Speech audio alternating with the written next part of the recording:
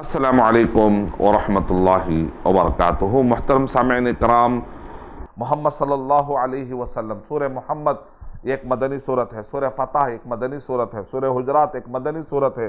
سورہ محمد صلی اللہ علیہ وسلم میں جب سورہ احقاف میں بتا دیا گیا کہ نافرمانوں کا کیا انجام ہوا، تو یہ نافرمانوں کی صفتیں کیا ہوتی ہے، ڈائریکٹ اسی سے شروع کر دیا گیا۔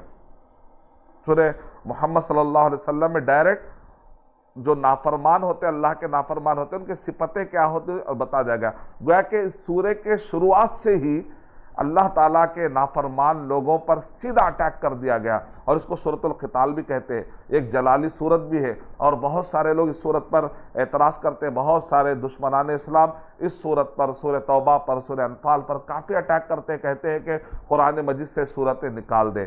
اور اسی طریقے سے میں ایک سمپوزیم کر رہا تھا، سوامی لکشمی شنکر آچاریہ جی نے یہ اعتراف کیا سب کے سامنے بمبئی کے اندر، کہ جب تک میں نے قرآن مجید کو اس کے کانٹیکس میں نہیں پڑھا، محمد صلی اللہ علیہ وسلم کی سیرت کو میں نے نہیں پڑھا، تو میں سمجھتا تھا کہ یہ کیسا نبی ہے، کیسا قرآن ہے جو لڑنے کے لیے ابھارتا ہے۔ کیا دھارمک کتابیں ایسی ہوتی ہیں کیا جو لڑنے پر ابھارتی ہیں؟ تو انہوں نے کتاب لکھ ڈالی، اسلام آتنکواد سکھاتا ہے۔ لیکن جب انہوں نے محمد صلی اللہ علیہ وسلم کی سیرت پڑھی، اس زمانے میں دشمنوں نے جو ستایا، پھر بعد میں ان کو پتہ چلا دراصل جو آیتیں جس کے اندر جنگوں کا ذکر ہے، وہ دراصل وہ دہشت گردی کو مٹانے کے لیے وہ جنگیں کی گئی تھی۔ دیکھا آپ نے کتنا سنہرا سبق انہوں نے نکالا۔ اسی لیے ہر آدمی کو چاہیے کہ قرآن مجید پر جلد بازی سے وہ کام نہ لے، بلکہ بڑے آرام کے ساتھ تدبر کرے، اس کو اس کے انداز میں سمجھنے کی کوشش کرے جیسا کہ اللہ تعالیٰ نے اس کو نازل کیا ہے۔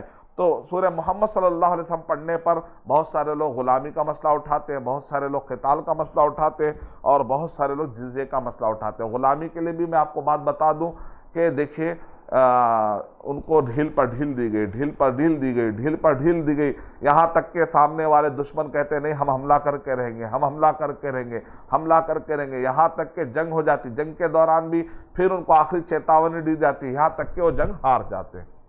اب سورہ توبہ میں تو حد ہو گئی، وہ جنگ ہارنے کے بعد معاہدہ کیے تھے۔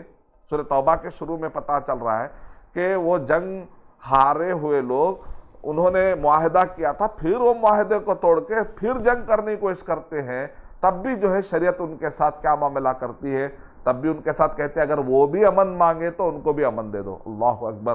اسلام میں کتنا رحم ہے۔ اس کو کہتے ہیں الاخلاقیات فی الحرب، یعنی جنگ میں بھی اخلاقیات۔ کیوں؟ اس لیے کہ کوئی بھی مسلمان جو امن کے لیے اور ظالم کے ہاتھ کو پکڑنے کے لیے، معاشرے سے امن ظلم کو ختم کرنے کے لیے، امن کے لیے جب اٹھتا ہے تو وہ اللہ کے لیے اٹھتا ہے، اپنے نفسانی خواہشات کے لیے نہیں اٹھتا، تب جا کے اس کے اندر یہ کنٹرول ہوتا ہے۔ اور مان لیجئے کہ اب جنگ ہوئی، معاہدے ہوئے، پھر جنگ ہوئی، معاہدے ہوئے، معاف کر دیا مسلمان، معاف کر دیا، آخر میں جنگ ہار گئے۔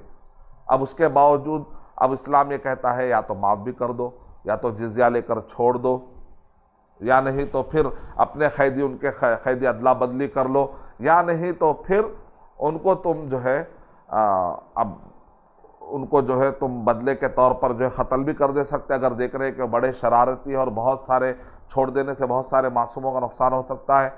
یا اسی طرح معاف کر دیا، معاف کر دینے کی شکل یہ ہے کہ یا تو جزیہ دے دیا، یا تو ادلا بدلی کر دی، یا تو بالکل ہی معاف کر دیا۔ اللہ کے نبی صلی اللہ علیہ وسلم نے معاف کرنے پر زیادہ آپ نے جو ہے توجہ دی، فتح مکہ کے موقع پر آپ نے معاف کر دیا تھا۔ تو اسی طریقے سے اس کے اندر ایک شق یہ ہے کہ اگر آپ فیل کر رہے ہیں کہ ان کو چھوڑیں گے تو پھر ظلم ہوگا، تو معاشرے کے اندر جنگ ہارے ہوئے، ان کا نام کیا تھا؟ Captive of war. غلام غلام غلام کا ترجمہ کریں گے نا تو جتنا ہو سکے اس کو اوائڈ کرنا چاہیے، دیکھ سمجھ کے ورڈ استعمال کرنا چاہیے۔ غلام کہتے ہی ویسٹرنرز کے پاس ایک الگ تصور آتا ہے، اور جیسے آپ ٹیکس کہیں گے تو ویسٹرنرز کے پاس ایک تصور ہی عجیب آ جاتا ہے۔ اسی طریقے سے وار کہتے ہیں تو ویسٹرنرز کے پاس ایک عجیب ہی تصور آ جاتا ہے۔ تو ہم کہیں گے کہ قرآنک اصطلاحات ہی کو آپ جو ہے رہنے دیجئے۔ اگر آپ اس کے اندر قرآن مجید میں وما ملکت ایمانکم، تو ہم بھی کہیں گے وما ملکت ایمانکم۔ اور اسی طرح جو ہے جب جزیے کی بات ہوتی ہے تو ہم قرآنک الفاظ کو، فدیے کو اسی طریقے سے ہم استعمال کریں گے جو قرآن میں، حدیث میں، شریعت میں جو ہے۔ اور ہم اس کو جب ترجمہ کرتے ہیں تو بڑا مسئلہ پیدا ہو جاتا ہے، کیونکہ آپ ایک کہتے ہیں، سامنے والا ایک مائنڈ سیٹ سے کچھ اور سمجھتا ہے۔ اب اسلام میں تصور دیکھیے، جنگ ہارے ہوئے ہیں ان کو تو دنیا کے سارے لوگ ختم کر دیتے ہیں، تباہ کر دیتے ہیں، کالے پانی کی سزائیں نافذ کر دیتے ہیں، لیکن اسلام کیا کہتا ہے؟ اسلام یہ کہتا ہے کہ ان کو معاشرے میں رکھ کر آدھے حقوق دو۔ اللہ اکبر۔ پھر لوگ کہتے ہیں بھئی کیا ہے سسٹم آپ کے پاس؟ بھئی جنگ ہارے ہوئے ہیں، اسلام میں کوئی سسٹم نہیں ہے کہ کوئی آزاد آدمی ہے جا کر جو ہے سو راکشس اٹھا لے اور کہے آج سے تم غلام ہو، تو ایسا کوئی سسٹم نہیں ہے۔ پرانے زمانے میں کیا تھا کہ قبیلے پر جا کر اتیاچار کرے اور ان کو غلام بنا لے، ایسا اسلام میں تصور نہیں ہے۔ وہ حملہ کرنے آئے تھے اور آ کر ہار گئے، تو اب ان کا کیا کریں گے؟ ان کو تربیت کرنا ہے تو معاشرے میں رکھ کر آدھے حقوق دے کر ان کی تربیت کی جاتی ہے۔ اب اگر یہ شادی کر، مان لیجئے خاتون جو غلام کی کیٹیگری میں آ گئی اور وما ملکت ایمانکم جنگ ہارے ہوئے انداز میں کیٹیگری میں آ گئی، اب بچہ جیسے پیدا ہو جاتا ہے تو اب وہ عورت کو جو ہے نا، اب یہ کیا ہے ام الولد، یہ بچہ جو آتا ہے یہ آزاد بچہ ہے، اور پھر اس عورت کو اب آپ جو ہے غلامی کی طرح ٹریٹ نہیں کر سکتے، یعنی کہ مطلب یہ نہیں کہ اب اس کو بیچ دے رہے ہیں آپ، پھر اس کے بعد کوئی اور جو ہے غلام بن رہی، نہیں، بچے کو پیدا کرنے کے بعد اس کا ایک الگ آنر ہو جاتا ہے۔ اسی طرح جو جزیہ ہوتا ہے نا، جزیہ کیا ہے؟ جزا سے نکلا ہے، یعنی بدلے کو بدلہ۔ مطلب یہ ہے کہ اگر وہ کہتے ہیں بھئی ہم تمہارے سلطنت میں رہتے ہیں، اب جب ان کو ٹیکس دے کے رہنے کے لیے تیار ہو جاتے ہیں تو ہوتا کیا بڑا نامنل ہوتا ہے، یعنی کہ آپ تصور کریں گے اتنی کم قیمت کہ بڑی آسانی سے اس کو ایفورڈ کر سکتے ہیں، حاکم طے کرتا ہے، بہت کم قیمت ہوتی ہے۔ اس کے بدلے میں کیا ہوتا ہے؟ اگر جنگ ہو رہی ہو تو ایسے وقت پر حاکم ان سب سے جنگ کے دوران مطالبہ نہیں کرتا کہ تم سپاہی بن کر لڑو، مسلمان جا کر لڑتے ہیں اور یہ پورے ایریے کا دفاع کرتے ہیں مسلمان، پورے ایریے کا دفاع کرتے ہیں مسلمان، اور یہ لوگ جو ہے صرف جزیہ دے کر بیٹھے ہوئے ہیں اور ان کا دفاع کر رہے ہیں، یعنی کہ امن و امان، ان کو امن دینا، ان کو امن کے ساتھ رکھنا، یہ سب مسلمانوں کی ذمہ داری ہو جاتی ہے۔ اب اس میں سے اگر کوئی بہت زیادہ غریب ہو گیا، خلاش ہو گیا، اس سال جو ہے کما نہیں سکا، یا بوڑھا ہو گیا، کمزور ہے، یا بیمار ہو گیا، کم عمر کا بچہ ہے، عورت ہے، بوڑھا ہے، اپاہج ہے، تو ان کے اوپر تو ہے ہی نہیں نا جزیہ۔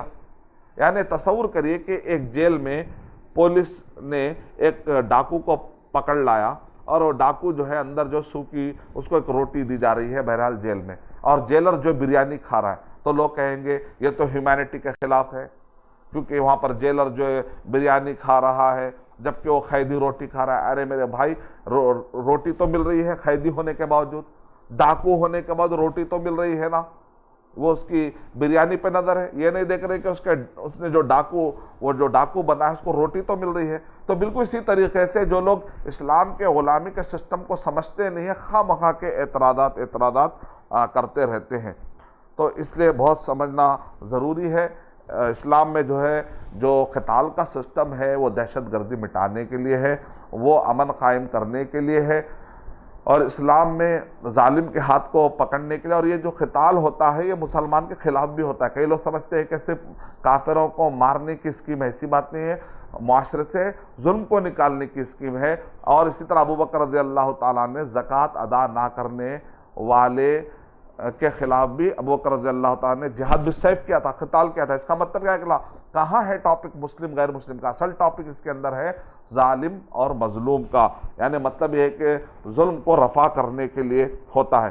تو انشاءاللہ ہم اللہ تعالیٰ سے دعا کرتے ہیں کہ اللہ سبحانہ وتعالیٰ مجھے اور آپ سب کو یہ توفیق عنایت فرمائے کہ ہم مختصر طریقے سے سوروں کے بارے میں کچھ نہ کچھ معلومات اپنے ذہن میں رکھیں۔